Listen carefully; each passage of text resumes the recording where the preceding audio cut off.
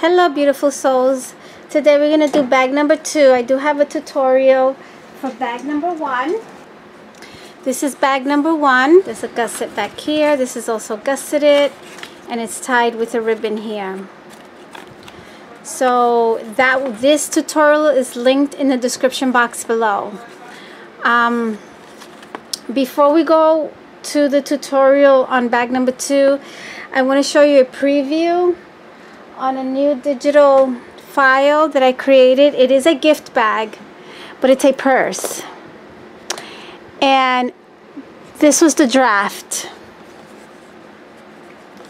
And it's a really nice size. I did it in the landscape size in the 8.5 by 11 sheet of paper so that you have a nice size, and it also has a gusset. Here's the gusset.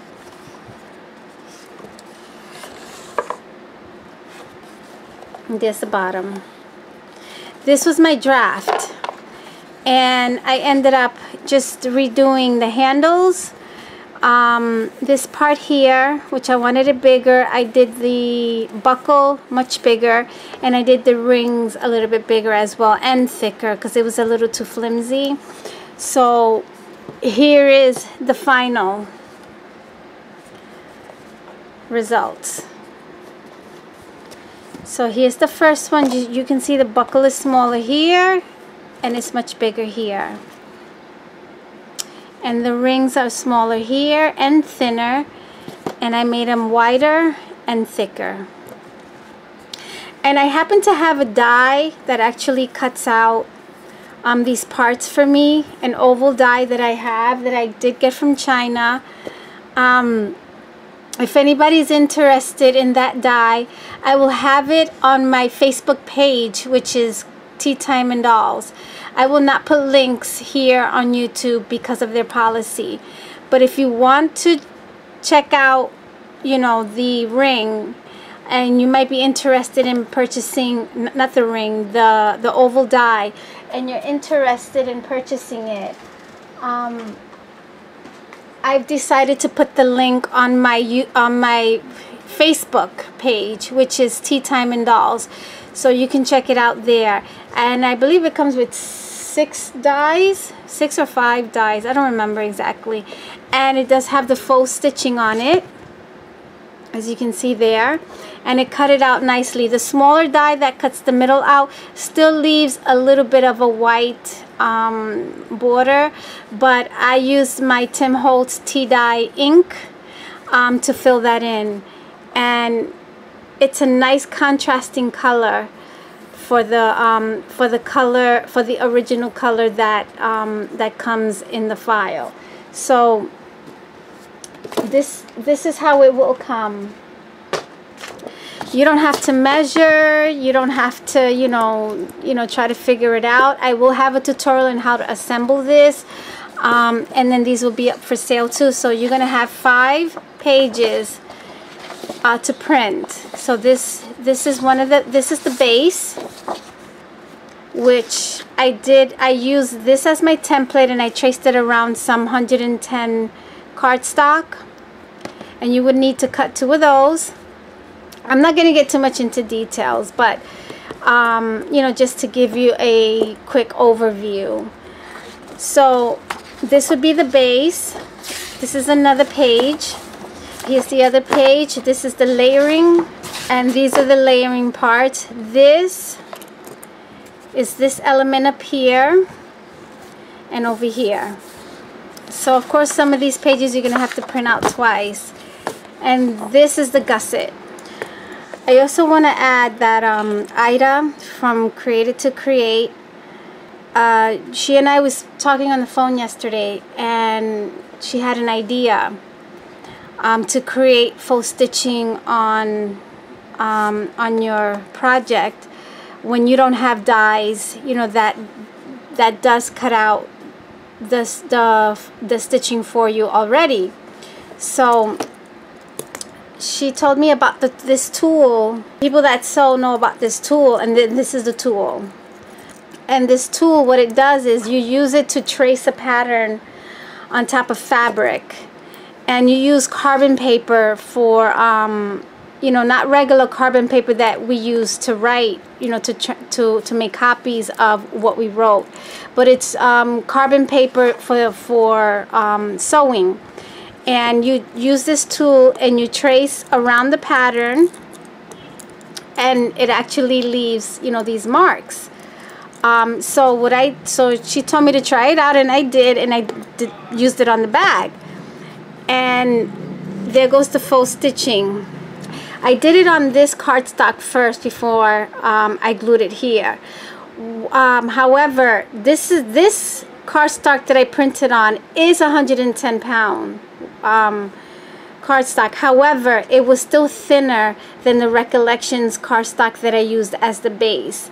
For some reason, even though it says 110-pound cardstock, it's still not all created equal.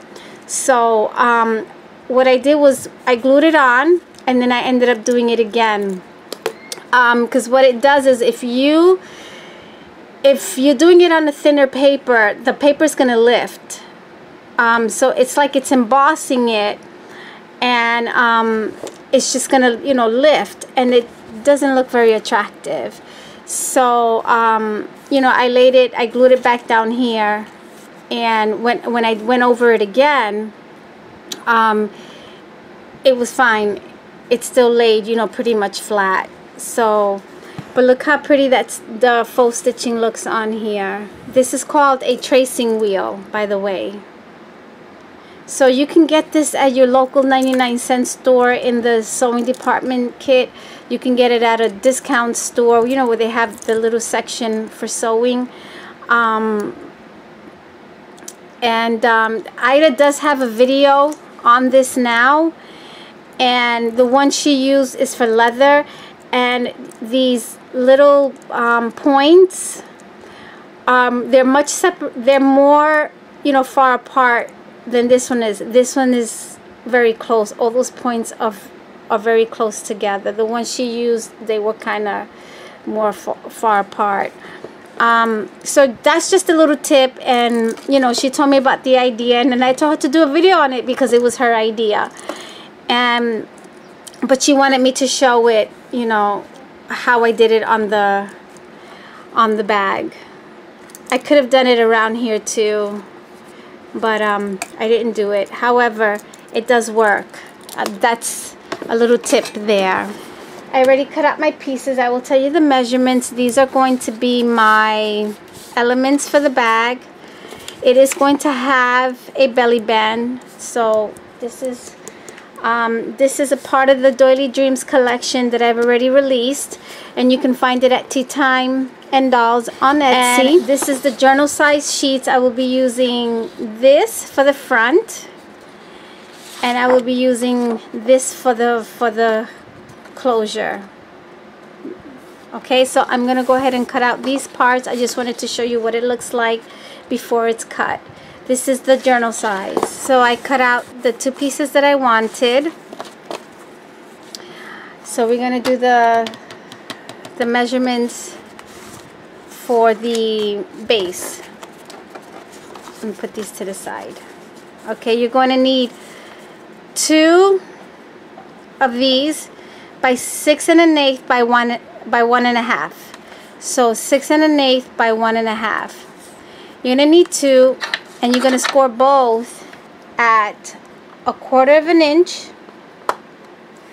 3/4 of an inch, and 1 1/4 of an inch. So you're gonna do that for both of these. These are the gussets. Then you're gonna need a piece of cardstock at 6 5/8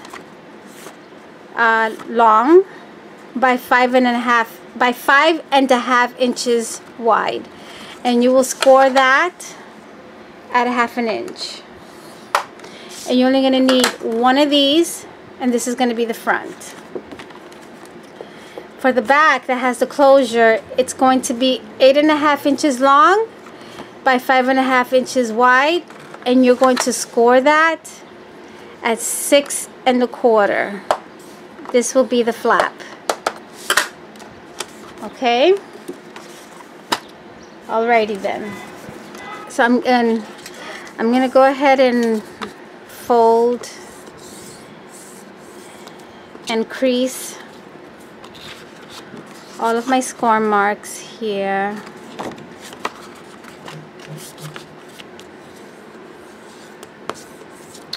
Including on the gussets, because we're going to use those. I'm just going to do the middle first. I'm going to fold it against itself, and then I will turn these back.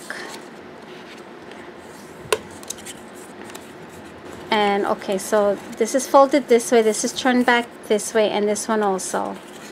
You're going to do that with this one as well.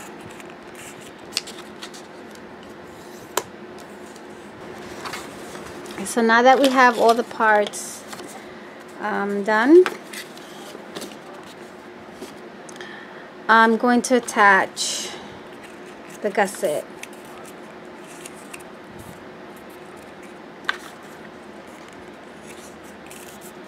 Okay, so this part of the gusset, you know, that's folded forward this way, goes towards the inside of the cardstock. And that's going to get glued here. Make sure you open this back up. That will get glued here.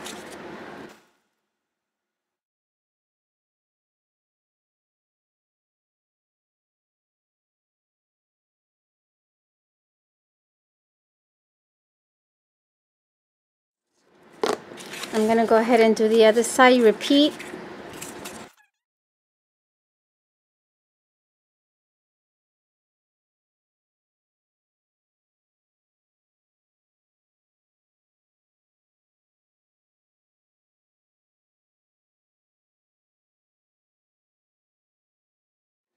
Okay, so now we're going to glue. Turn it over this way. We're gonna glue the back part where the flap is going forward.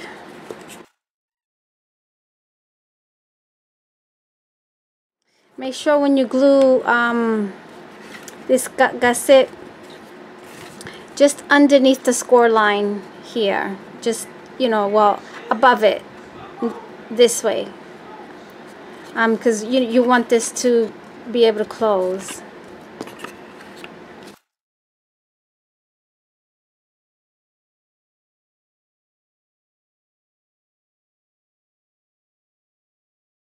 So I lifted it up just a little bit above the gusset so that it will be able to close.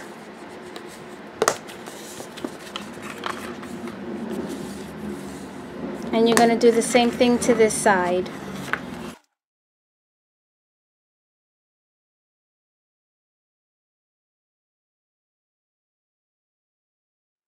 so now we're going to glue, we're going to close it shut.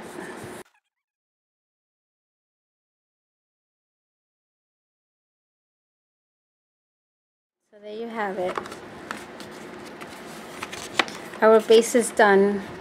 You could actually stamp, you know, add maybe some ink sprays and, you know, put some decorative elements and leave it like this too if you want. Okay, now for this, I'm gonna need to cut this down a bit. I'm gonna leave, according to the measure, you know, the space that I have here, I'm gonna lift this up to give it more or less about the same space, and then I'm gonna probably cut it here. I bend it, you know, to give me the line where I need to cut. So I'm gonna cut that off, and then for the back, well, actually for the lid, I'm gonna do the lid. For the lid, I'm gonna do the same thing. And then I'm going to bend it here to give me the line that I need to cut.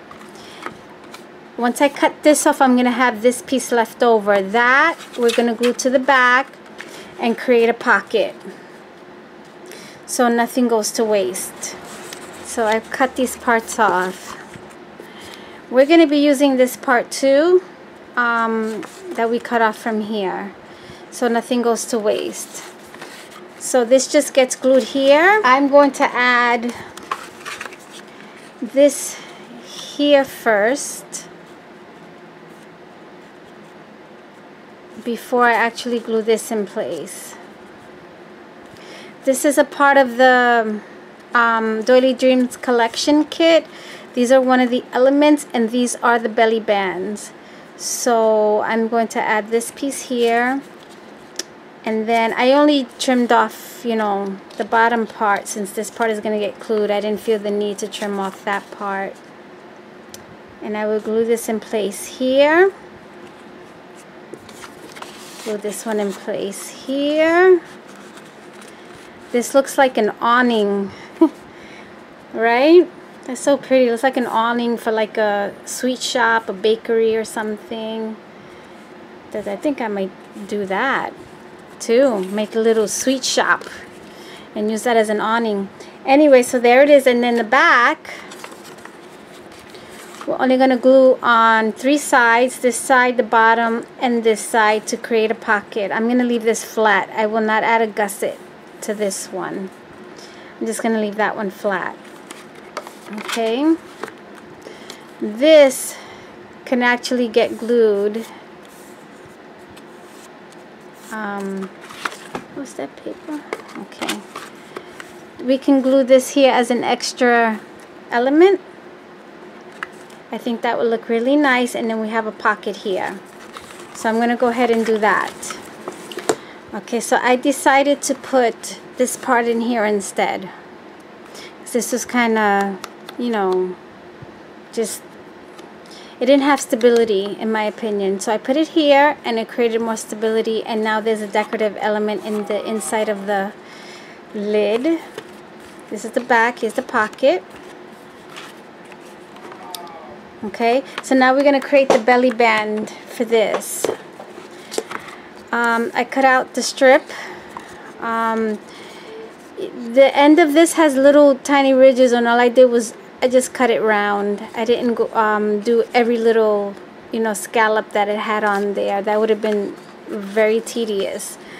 So I'm going to do it this way, but we're going to actually turn it, you know, this way to create the belly band. But I'm going to turn it this way. I'm going to do it as evenly as possible, and then I'm going to turn this a little bit. I'm giving it a little bit of room there. As you can see, it's not completely flush against here, and the reason why I'm doing that is to give it room for the gusset to expand when you put in your goodies. Okay, and then I'm going to do that to this other side as well, leaving it some room. There's some room there. It's not completely flush here. Okay, and I'm going to turn it over.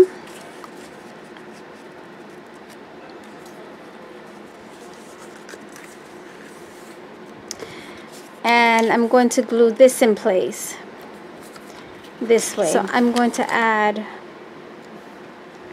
some hot glue here. I'm going to do one side at a time.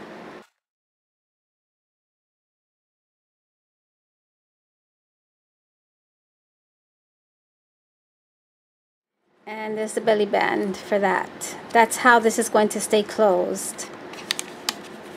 Make sure you don't add glue where it's going to ooze out and stick to this part. That's it. And I'm also going to add this element on top here. I could put chipboard, you know, and give it a little dimension, but I'm just going to glue it flat right there. And